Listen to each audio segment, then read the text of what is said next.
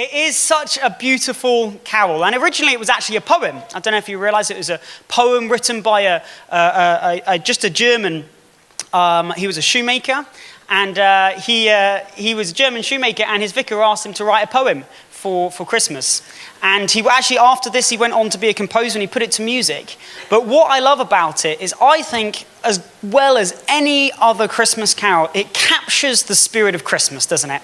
It captures the spirit of Christmas. And there's nothing wrong with Christmas being about reindeers. There's nothing wrong with it about being chocolate and about presents and about forcing our kids to dress up in funny things, pretending that it's for their sake, but actually we just want to take photos of it. There's nothing wrong with making Christmas about that, as long as we don't forget what the reason for the season is. And for me, this song captures it so well. And we were probably all distracted a little bit by Susie's beautiful singing. So I just want to read you the first 5 lines to show you why I think it captures. I'm not going to sing it, I said read it. There was a couple worried looks. Why I believe it just really captures what Christmas is about. Are you ready? No.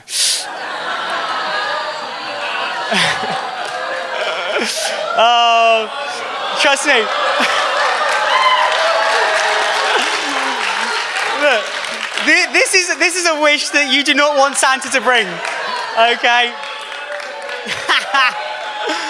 Wow. I love it. All the people that are not in the worship team are cheering. What is there going?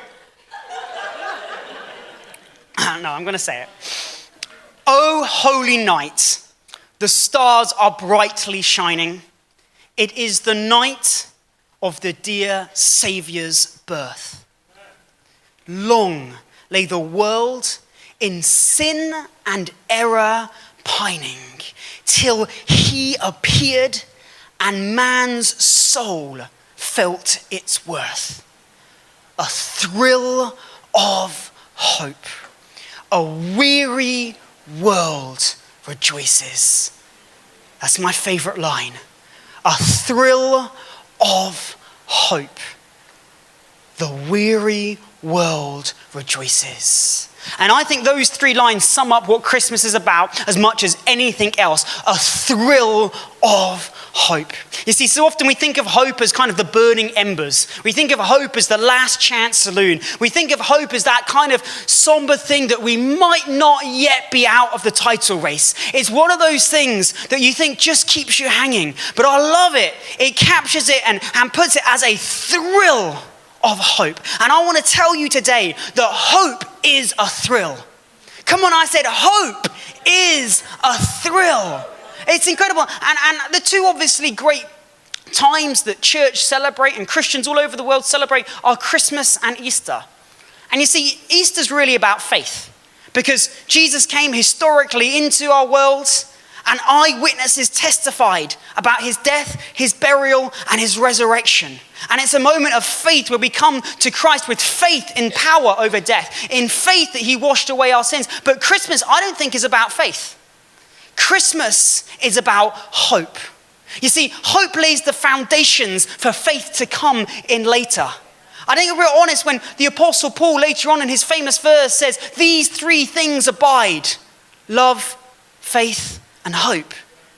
I think I'm not the only one that thinks that hope is the kind of ugly sister in that beautiful trilogy, isn't it? It's like faith, hope, and somehow hope kind of snuck in there. Just in the last minute, got in without anyone noticing. And yet, when you capture Christmas, you see, I think hope is what makes us human. There are not all gathered around the world right now cows dreaming of a better future. There are not oak trees consoling one another that those acorns that were lost last year are somewhere growing into forests. But it is us as humans that have a God-given capacity to dream that tomorrow can be greater than today. That can dream that the future doesn't have to be like the past, but there is hope that abides in our soul. And it's hope that drives us like an engine. One of the most powerful stories I've ever read is about a man called Viktor Frankl. He was a Holocaust survivor and he was a psychologist. And he wrote in his book, Man's Search for Meaning, he wrote this, that he noticed that when prisoners smoked their last cigarette, they would die within a day or 2. And he said those that would keep a cigarette or two back would survive. Now, this isn't a strange reason why smoking might actually be good for you, okay? It's not. Let that message be clear. But he said it was because of this. He said when people smoked their last cigarette, it's because they had no hope in tomorrow. They had no hope in the future. And it is when they lost that hope, that last of the human freedoms, the human spirit that allows us to dream and believe against all odds that there is brightness in front of us. When they lost that, they lost their humanity. And you see, Jesus came to restore our humanity. He came to make us more than robots. He came to give us our humanity back. And all through the Old Testament, there's scriptures proclaiming about Jesus. And one of my favorite ones, and this is the text I want to use, is in Zephaniah 9:11. And it's a beautiful, beautiful prophecy about God speaking that their future of Israel will be bright. And it says this: because of my blood covenant with you, I have set your prisoners free from the waterless pit. I return to the stronghold. And this is the phrase I love. O prisoners of hope, this very day I am declaring that I will restore double to you. And this Christmas, this time as we get caught up in the preparation and the busyness and the excitement and the family and all the wonderful things, I want to speak over to you. O prisoners of hope, God is declaring that he will restore double to you. You know, if we're honest for a moment, I believe we'd recognize that we are all prisoners of something. Somewhere in our lives, we are all prisoners. Some of us are prisoners of fear. Some of us are prisoners of getting more. And as Rockefeller, one of the richest Americans, said, when someone asked him, they said, what does it take to make someone happy? He said, easy, $1 more. And we go about life in the prison thinking $1 more, one more promotion, one more thing will make us happy. But the problem with winning the rat race of life is that you find out you're a rat. But there are so many prisons of not feeling good enough. So many prisons that somebody may have hurt you in the past, someone may have let you down, and we live life so often wrapped in these prisons. The chapter talks about a waterless pit. And I think so often, if we're honest, we go about in the prison of routine, in the prison of busyness, don't we? We get caught up in doing, sometimes even the prison of entertainment. I know sometimes I find myself with 30 seconds not occupied, waiting for a coffee, and all of a sudden a panic comes on and I've got to open up my phone and check Facebook and check BBC News and check Instagram. Heaven forbid that 30 seconds will go past where I'm not entertained and doing something, because we can be caught in the prison of busyness. And I think if we're honest, there are people amongst us, maybe all of us, that are living in a waterless pit. It's hard to describe. We haven't got the words to articulate it. We don't know how to put our finger on it. But we're living like a man who's thirsty yet never tasted water.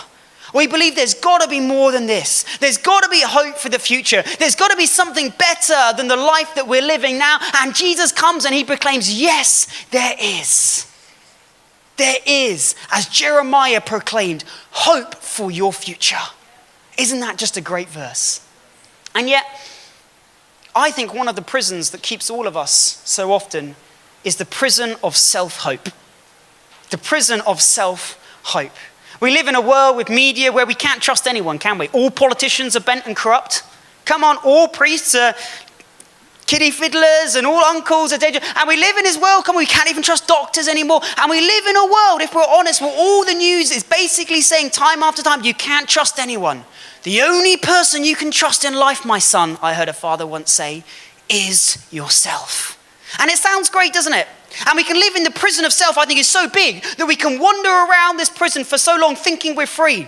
And yet the reality is, if I'm honest with you this morning, the person that has let me most down in life is myself.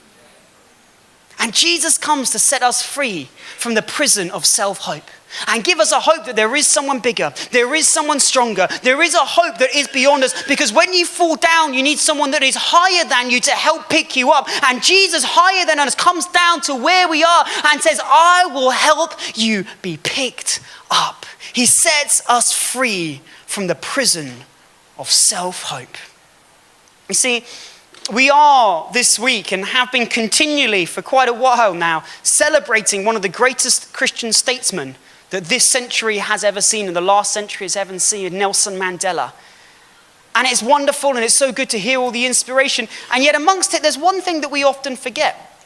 That Nelson Mandela went to prison because he advocated terrorism. He went to prison because, it's going to come out good, okay? Can't say that yet. But he went to prison because he believed and openly advocated violence as a way of overthrowing the government. And I spoke to someone once who was in prison and they said, you know what, prison's not all that bad. And you know you're going to get out. The only danger is when prison gets in you. And you see, this is the incredible thing about Nelson Mandela. This is the reason why we celebrate him. It's because in the stillness of the prison, I think he lost hope in his ability to overthrow the government. I know he lost hope in man's power to change the world. And I believe while he was in prison, he found an inner freedom. Come on. He found an inner freedom which set him free. And I believe he became a prisoner of hope. And you see, when they released him from those four walls, he left as a prisoner of hope. And it was the prisoner of hope that came into a nation that was being pulled down by pessimism and said, actually, people are good. White, black, yellow, purple, people are good. And everything would have pointed, wouldn't it, to a pessimistic doubt, to violence, but he was a prisoner of hope. You see, it is the prison of hope that Jesus invites us into. It's the prison of hope that locks the door on pessimism. It's the prison of hope that locks the door on doubts. It's the prison of hope that locks the door on fear capturing us and believing that just as the Bible says, the path of a righteous man is like the dawning sun. It will go brighter and brighter and brighter and brighter until the full day. You see, hope springs out of disappointment. It's a powerful thing, isn't it? Hope springs out of disappointment. And when I imagine the wise men coming, and they traveled, and we're talking like a long way in a time when you couldn't catch the train. And they've come all the way, and all they've got to go on is stars. And they've traveled, and they're coming, and they're looking for a king. Where do you first go for if you're looking for a king? Buckingham Palace, right? And so they go to the palace and they just find this weird old self-indulgent dude called Herod, and they're like, it can't be him. And they're looking around for a majestic king. And I can just imagine when they first found the manger with Jesus in them, I promise you, unlike the films, the first feeling would have been disappointment. Because in the movies or in the pictures, Jesus is kind of glowing, looking like that, isn't he? I promise you, it's more likely that Mary was burping him at that point. When the three wise men walk in and they're like, this is it. This chubby little, he is the hope of the world. It can't be so. And I bet they probably turned around and said, hey, have you got the copper? Copper might be more appropriate than gold. And one turns around and says, hey, frankincense, have you got anything else? Well, I've got my Calvin Klein in my wash bag, but that's pretty much it. I left everything back home. And yet, the wise men were able to look past the disappointment. You see, God turns up in ways unexpected in our lives. Hope is the power to believe that God works all things for the good of those who love him and are called according to the purpose. It is hope that is able to change an average metal into solid gold. It is the hope in the midst of our disappointment, when it comes in small packages, just like Jesus came, that is able to change us and give us back our humanity. But you see, hope is not a wish either. So often, it's easy, isn't it, if we're honest, to think, oh, I'm a hopeful person. Well, you're just a wishful thinker. But hope is very different to wishing. You see, it looks similar in a sense, in the same way that brass looks similar to gold, but they weigh differently. And if you look closely, you'll find that hope is very, very different. You see, wishful thinking is a desire without any evidence. And it's not necessarily wrong, but that is not hope. You see, hope is a glimpse. I said hope is a glimpse. I said hope is the glimpse that keeps you going. You see, I think one of the differences is that when the shepherds came, they saw Jesus and they weren't disappointed. And the reason is because they were just chilling out on the hills with their mum's tea cloths wrapped around their head. And all of a sudden, the heavens lit up with angels singing, and they saw face to face the glory and the possibilities of God. And so when they saw the baby Jesus, and I'm just pointing towards Phoenix because she's a baby, not prophesying it over her. That was an amen though, that's brilliant. And when they saw the baby Jesus, I believe they had hope because they'd already had a glimpse. They were able to say, this is just a seed now, but it shall be an oak tree. You see, hope is only a seed. And it's faith that transforms it into a tree. But I want to ask you today, has your heart got that glimpse that will restore your humanity? Has your heart in it said, I can't explain it, I can't prove it scientifically, I can't point it to you and show you, but something in me has glimpsed the glory of the Lord? That right there is the hope that Jesus came to give us all. You see, another great statement, the Reverend Martin Luther King, was not just a statesman, he was a prophet. And if you've ever seen the last speech he's ever given, has anyone ever seen that? He finishes it off with these words. He says, longevity is a good thing, and yet I feel it shall not be mine. This was hours before the assassin bullet cut him down in the middle of his life in his 30s. And he carried on and he said this. He said, but do not lose hope, because the Lord has been good to me and he has taken me up the mountain. He said, brothers and sisters, I've seen the other side. My eyes have beheld the promised land. And his last lines were, for my eyes have beheld the glory of the Lord. And it was that glory that allowed him to stand up 2-footed, chest out, with courage to face his future, with courage to face even his next day, his death, without quivering, without failing, without backing down, without being in the prison of fear, because he had seen the glory of the Lord. And Jesus comes to us as a baby to give us a glimpse of hope, to show us that there is something bigger than ourselves. You see, as I said, hope is a prison itself. The scriptures proclaim this. It says, hope anchors our soul. Man, what a wonderful phrase that is. Jesus come, he proclaims later on at the beginning of his ministry, to set the captive free. And that is the message this morning. That is his message to you. I've come to set you free from the prison of fear.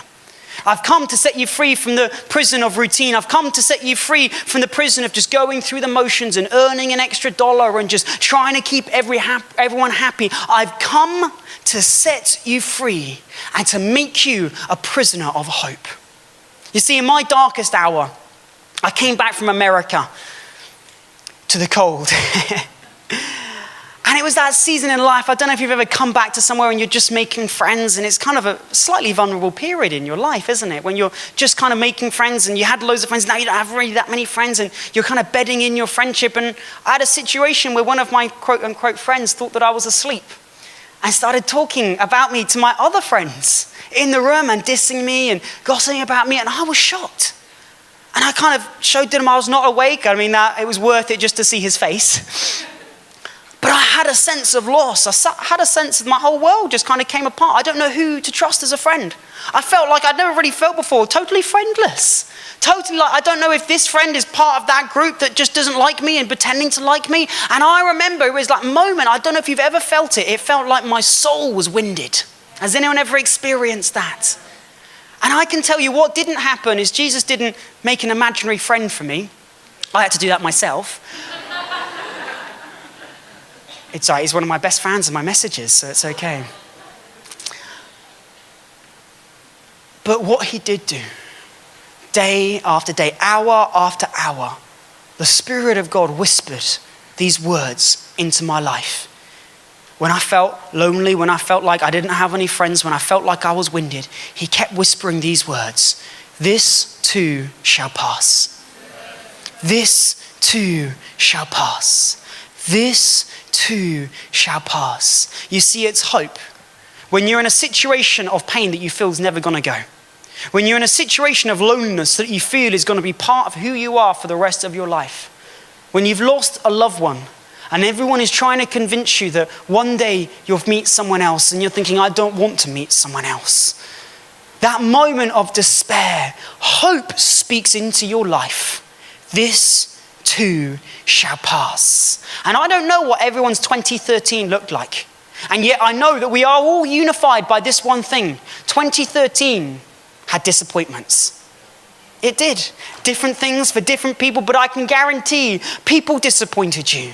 Life disappointed you. You disappointed you. And I do not think it's a coincidence that the season of hope, the moment of hope, the message of hope, the time of hope comes 6 days before a new day, new year comes into being. I believe it's God's message to say 2013 was the year that was, but 2014 is full of hope, full of possibilities, full of future, full of people, full of love, full of joy, full of God. Come on.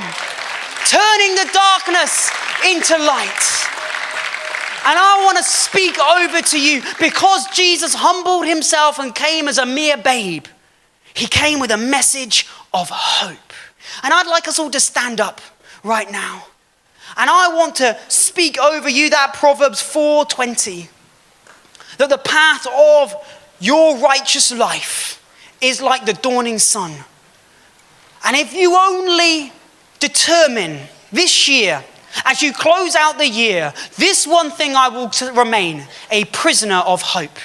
When you determine in your life and your heart to lock the door to doubt, to lock the door for pessimism, to lock the door to the things that could steal your joy, and live life with an open hand and an open heart in believing that there is goodness in the world, there is possibility in your future, there is brightness on the inside of you that God is going to shine and polish and make a star. If you accept Jesus' offer to come out of the prison of self-hope and to come into the prison of his hope, I can promise you it's the best decision you've ever made.